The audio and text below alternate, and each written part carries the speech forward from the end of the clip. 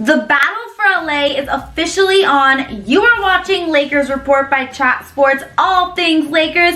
I'm Hannah Kulik, aka Laker Han. Now, ever since Kawhi Leonard and Paul George decided to team up and go play for the Los Angeles Clippers, a lot of people are now saying that there is going to be a rivalry in LA like we have never seen before. And I know a lot of people are thinking, what rivalry? The Lakers are 16-time NBA champions, and the Clippers have never even really been able to get out of the first round of the playoffs. Even when they had their best squad a few years ago, when they had Chris Paul in this prime, they had Blake Griffin, DeAndre Jordan, Jamal Crawford, JJ Redick in their prime, they still were never able to make it far in the playoffs. So what competition really is there? But the fact of the matter is there has never been a time where the Clippers and the Lakers have both been at their best and successful and projected to be title contenders. And now that Kawhi Leonard and Paul George have teamed up for the Clippers, and of course the Lakers have LeBron James and Anthony Davis, those two teams are now projected to be the top teams in the West. And while when the Lakers first traded for Anthony Davis, the Lakers were actually seen as the favorite to win the title next year, now that the Clippers officially have Kawhi and PG, they are now seen to have a little bit of an advantage. I don't know if I necessarily agree with that, but today I thought we could kind of break down these dynamic duos in Kawhi Leonard and Paul George and LeBron James and Anthony Davis and see which LA team really does have the advantage and which LA team really is going to be better. But before we do, I want to take a quick second to remind you guys to make sure that you are subscribed here on Chat Sports and the new Chat Sports Lakers YouTube channel as well. It is going to be such an exciting season for us Laker fans, exciting off season. There's still some work to be done for us Laker fans to fill out this roster, and I want to make sure that you do not miss a single second of it. So make sure that you are subscribe down below here on Chat Sports and the new Chat Sports Lakers YouTube channel as well. But let's start breaking down Anthony Davis, LeBron James,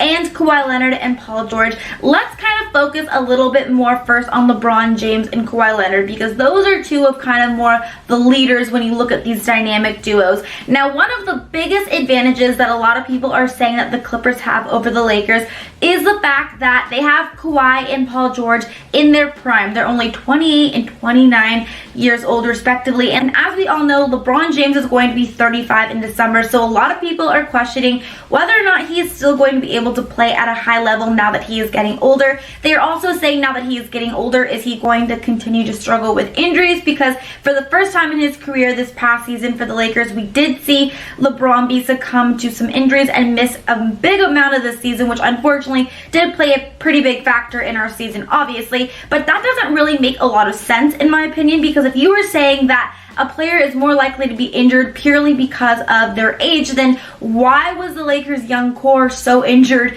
pretty much throughout their entire career? Doesn't really make sense. And if you're saying, oh, you know, LeBron James is more likely to get injured now that he is 35 or going to be 35, then what's Kawhi Leonard's excuse? You know, what's Paul George's excuse? He has definitely had his fair share of injuries, which we are going to talk about a little bit later on as well. But in my opinion, I think LeBron James is going to be going into this next season extremely refreshed, rejuvenated, and really ready to have an amazing season. You know, I think at the end of the day, the Lakers not making the playoffs was a blessing in disguise for LeBron, because we were never going to be able to win the NBA championship this past season, but we definitely have a shot this next year. And had LeBron played another season of 100+ games, his body would have been pretty darn tired, because the last 8 years LeBron James has been to 8 straight NBA finals. He has played in over 100 games these last 8 years, and his body just needed a break, and he was finally able to get it this summer. So I think LeBron is going to come back this next season with a vengeance. He's going to be rested, he's going to be rejuvenated, his body is going to be fully recovered. But I am curious, do you guys think that LeBron and the Lakers actually not making the playoffs this season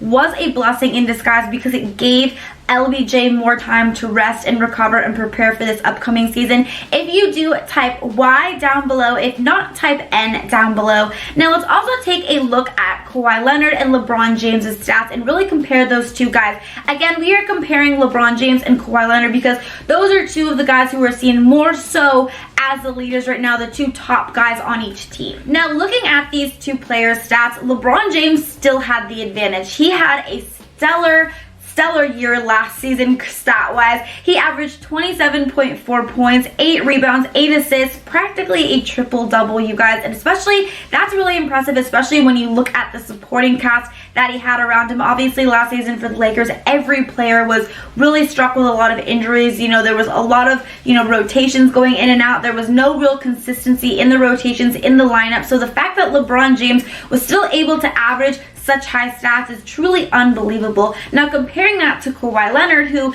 is supposed to be probably, after last season, the best player in the NBA, you could see how LeBron James still had the advantage. Okay, yes, Kawhi had an amazing year last season for the Raptors. Stat-wise, he averaged 26 points per game, about 7 rebounds, and 3 assists, but still, LeBron James had the advantage there. And when you look at the fact that Kawhi also had a much more talented, much more stable supporting cast around him, this one easily goes to LeBron as winning last season stat-wise, which is funny because, like I said, people are considering Kawhi Leonard to be better than LeBron right now and the best player in the NBA. Now, I want to start comparing Paul George and Anthony Davis and bring those two guys into the mix now, because those are going to be, I guess if you can say, LeBron and Kawhi's right-hand man, but they're still superstars in their own right. So I want to talk a little bit about those two guys and compare those guys, break it down. But before we do, I have a very exciting announcement. If you guys like sports betting and if you would like to win a free jersey of your choice, any player from any team, message me right now on Instagram at Hannah Rose Kulik and or on Twitter at Hannah_Kulik, and I'm going to tell you how you can win a free jersey. You guys, it is so easy. I've already been able to give away so many jerseys. Super easy. So just message me right now on IG and or Twitter, and I will tell you all about how to win a free jersey. I'm so excited to be able to do this, and I'm so grateful for one of Chat Sports' sponsors for allowing me this opportunity to give you guys a free jersey. So message me right now, and let's get you guys all decked out in your favorite sports gear this season. But let's now talk a little bit about Paul George and Anthony Davis and really compare those two players. Let's start first with Paul George. Now, Paul George is going to be Kawhi Leonard's right-hand man this season for the Clippers. And last year for the Oklahoma City Thunder, it was said that he had his best season yet in his career. He averaged 28 points per game, 8 rebounds, 4 assists. He was really playing at a very high level. However, he is not known to be a very efficient scorer. He only shot 43% from the floor last year, which is just around his career average, shooting around 43%, which is really nothing to be super proud about. Now, Paul George is considered to be one of the league's best two-way players. He's a very good defender. And something else with Paul George is, besides his gruesome leg injury a few years ago, he has been able to stay relatively healthy. Since coming back from that leg injury, he has played in at least 75 games or more these last couple of seasons, so he has been able to stay healthy. However, this past season, towards the end of the year, he did injure his shoulder, and he has recently had shoulder surgery. So it's going to be curious to see how he bounces back from that. I'm sure he's going to be fine, but that is something that is important to note. However,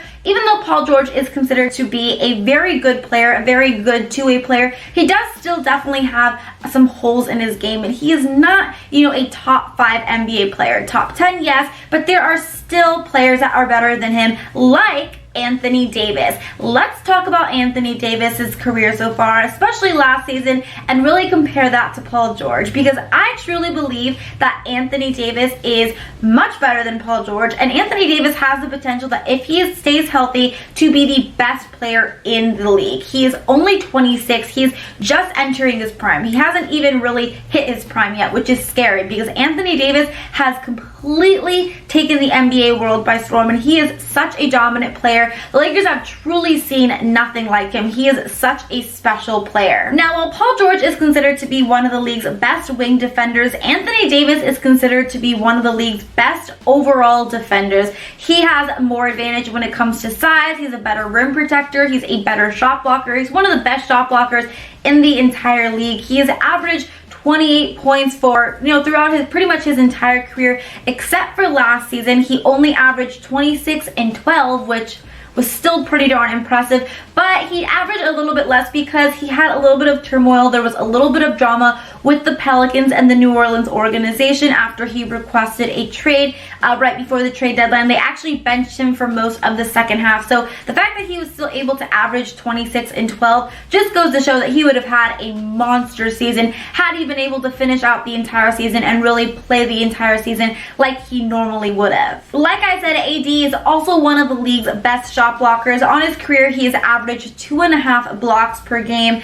His size and his skill truly just make him unstoppable. So I think when you are looking at Anthony Davis and Paul George, Anthony Davis, in my opinion, clearly has the upper hand here, but I am curious, who do you think is a better player? If you think it's Anthony Davis, type AD down below, or if you think it is Paul George, type PG down below. Now, let's talk a little bit about some of the biggest critiques on Anthony Davis, because there are a few concerns when it comes to AD and his health, but I don't really understand where that is coming from, because yes, in the beginning of his career, the first couple seasons, you did see him struggle a little bit with his health, but before this past season, the last 2 years, he was playing 75 games or more, so he was fully healthy. And again, I want to also clarify that this season, the reason he didn't play in as many games was not because of injury, but it was purely just because the Pelicans benched him after there was drama and turmoil when he requested the trade. They were being a little salty about it, so they didn't really play him as much, but it was not because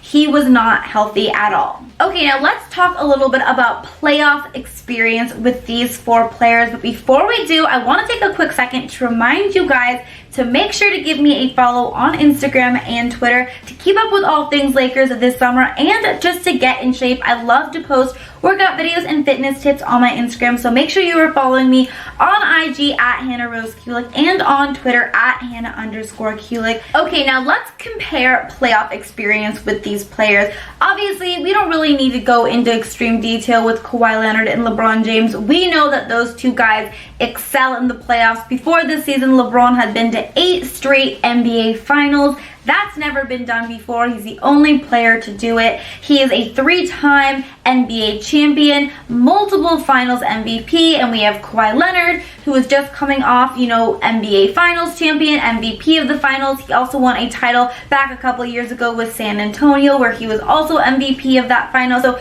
we know those two guys excel in the playoffs, but let's talk about Paul George and Anthony Davis's playoff experience, because Paul George, for as good of a player as he is considered to be, has a reputation as choking during the playoffs. This past season for OKC, he only shot about 42% from the floor overall, 31% from 3, which is terrible. You want your player, even if he is not necessarily known to be the most efficient shooter, you want him to be able to bring those stats up in the playoffs when it really matters. And so far throughout his career, Paul George has never been the guy to prove to be able to be a leader in the playoffs. Now, Anthony Davis, on the other hand, even though he hasn't had maybe as much playoff experience as Paul George, the 2 times the New Orleans Pelicans did make the playoffs, he really excelled.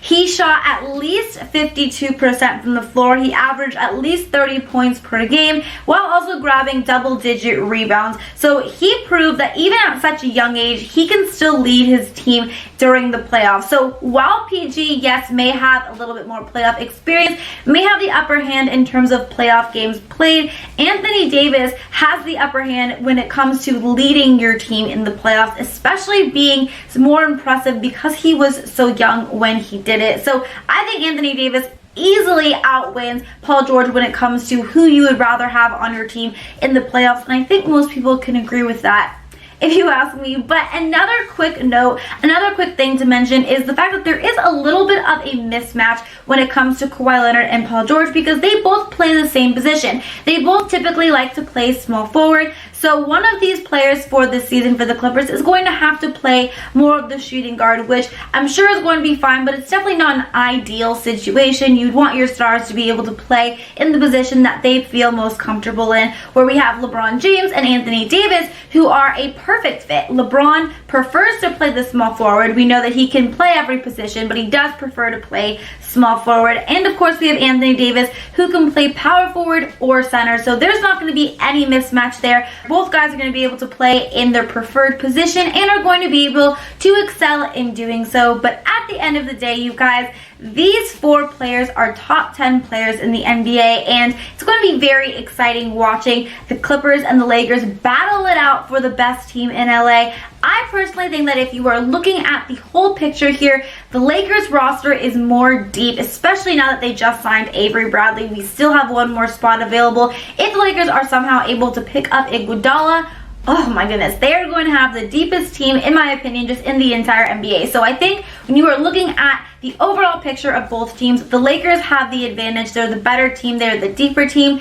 but the Clippers are still going to be exciting to watch as well. But at the end of the day, being a Laker fan, I want the Lakers to crush the Clippers. That is going to be it for today's video, you guys. Thank you so much for watching. I hope you enjoyed it. Don't forget to subscribe here on Chat Sports and the new Chat Sports Lakers YouTube channel so that you do not miss a single thing when it comes to our Los Angeles Lakers. Also, make sure to give this video a double thumbs up if you liked it. And until next time, Laker Hand is out. Bye, guys.